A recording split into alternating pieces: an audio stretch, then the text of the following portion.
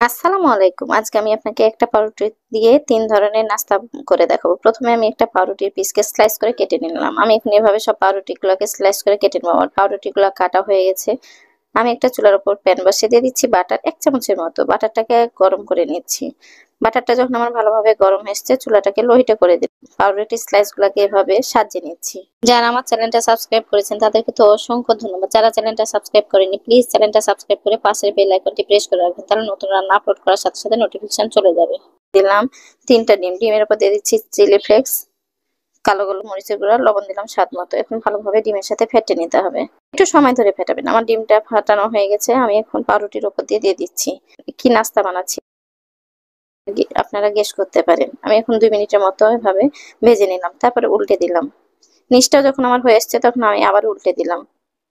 দিয়ে দিচ্ছি tomato sauce আর মেয়োনিজকে একসাথে ফেটে দিয়েছিলাম, আমি এটার উপর দিয়ে দিলাম।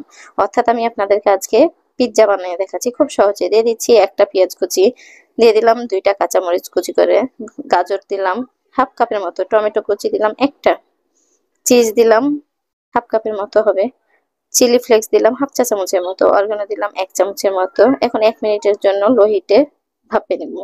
1 মিনিট পর দেখেন আমার পিৎজাটা তৈরি হয়ে গেছে। আর কত সহজ! এভাবে যদি বাচ্চা কাচ্চাকে আমরা পিৎজা বানিয়ে দিই খুব মজা করে খাবে। আমি পিৎজা সাইজে কেটে নিলাম। আমি আপনাদেরকে আরেকটা পাউরুটি দিয়ে নাস্তা বানিয়ে দেখাচ্ছি। ভিতরটা দেখেন কতটা সুন্দর হয়েছে, আর করাও খুব দ্রুত হয়ে যায়। আমি এখানে একটা পাউরুটির পিস নিয়ে নিলাম, ওর উপর দিয়ে দিচ্ছি চিজ একটা। তারপরে এখানে 4টা আলুকে সিদ্ধ নিয়েছি। আমি এখন আলুটাকে মাখিয়ে নিচ্ছি। যদি এটা না থাকে তাহলে অবশ্যই হাত দিয়ে ম্যাশ করে নিতে পারেন। দিয়ে দিলাম চিলি ফ্লেক্স 1 চামচ, 1/3 কাপ দিলাম কালো মরিচের গুঁড়া, 1 চামচ দিলাম অরিগানো, হাফ চামচ দিলাম মরিচের গুঁড়া, দিয়ে দিচ্ছি 1 চা চামচ জিরা গুঁড়া, লবণ দিলাম স্বাদ মতো।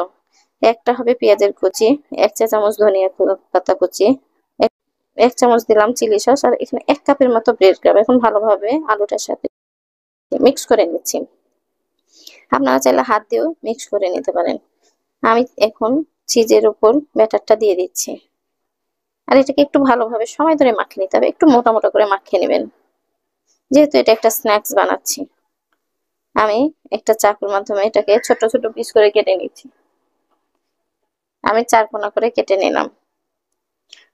এরকম একটা সাইজ হবে। আমি আপনাদেরকে আরেকটা করে দেখাচ্ছি। সেম প্রসেসিং, 1 পিস পাউরুটির উপর একটা চিজ নিয়ে ওর উপর ব্যাটারটা দিয়ে নিতে হবে। চাকুর মাধ্যমে এভাবে 4 কোনা পিস করে নিতে হবে, তাহলে খুব সুন্দর একটা সাইজ হয়। আমার সবগুলা কাটা হয়ে গেছে। আমি এখন একটা ব্যাটার তৈরি করে নিচ্ছি। আমি এখানে দিলাম কর্নফ্লাওয়ার 1 কাপ, আর 1/3 কাপের মতো চিলি ফ্লেক্স, দিয়ে দিলাম স্বাদ মতো লবণ। এখন শুকনো উপকরণগুলোকে মাখিয়ে নিতে হবে। নর্মাল পানি দিয়ে একটা ব্যাটার তৈরি করে নিচ্ছি। হ্যান্ড উইক্সের মাধ্যমে আমি এটাকে নেড়ে চেড়ে ব্যাটারটা করে নিলাম। আর ব্যাটারটার ঘনত্ব থাকতে হবে এরকম।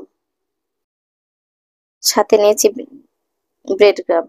ব্যাটারটার মধ্যে ডুবিয়ে আমি ব্রেড ক্রাম্বের উপর এভাবে কোট করে নিচ্ছি। আর চুলার উপর তেল গরম দিয়েছিলাম। যখন তেলটা ভালোভাবে গরম হয়েছে তখন আমি কোট করে রাখা চপগুলাকে ছেড়ে দিলাম। এখন ওপর নিচ করে নেড়েচেড়ে ব্রাউন কালার করে ভেজে নিতে হবে। দেখেন কত দ্রুত হয়ে গেল। আর এইভাবে নাস্তা বানিয়ে আপনারা ডিপ ফ্রিজে রাখতে পারেন দীর্ঘ 1 মাস।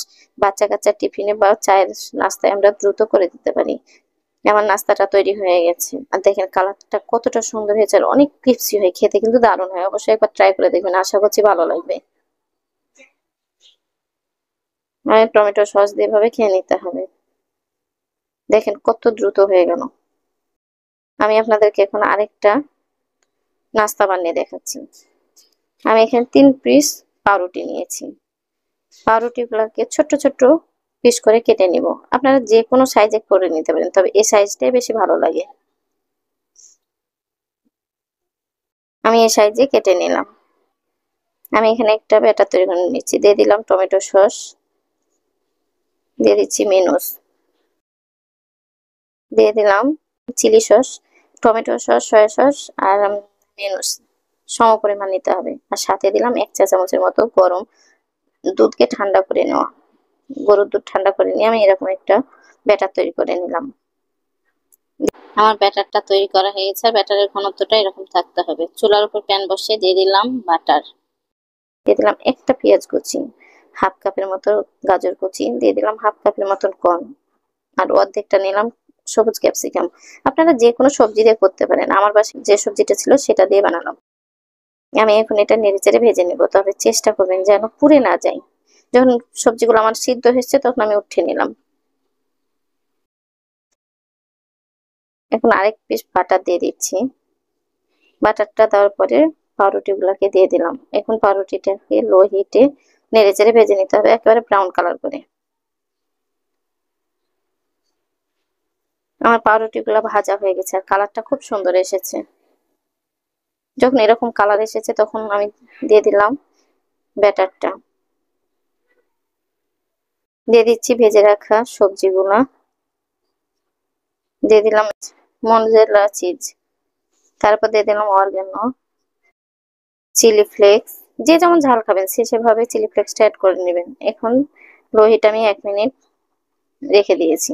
1 মিনিট পরে দেখেন কালারটা কতটা সুন্দর এসেছে, অর্থাৎ যতক্ষণ চিজটা গলে না যায় ততক্ষণ চুলার উপর রেখে দিতে হবে। এটা হচ্ছে ফাইনাল লুক। আশা করছি আজকের নাস্তার দিনটা ভালো লেগেছে। ভালো লাগলে অবশ্যই লাইক দেবেন, লাইক দিতে ভুলবেন না। আর অবশ্যই কমেন্ট করে জানাবেন নাস্তাটা কেমন হয়েছে, আর চ্যানেলটা সাবস্ক্রাইব করে পাশের বেল আইকনটি প্রেস করে রাখবেন।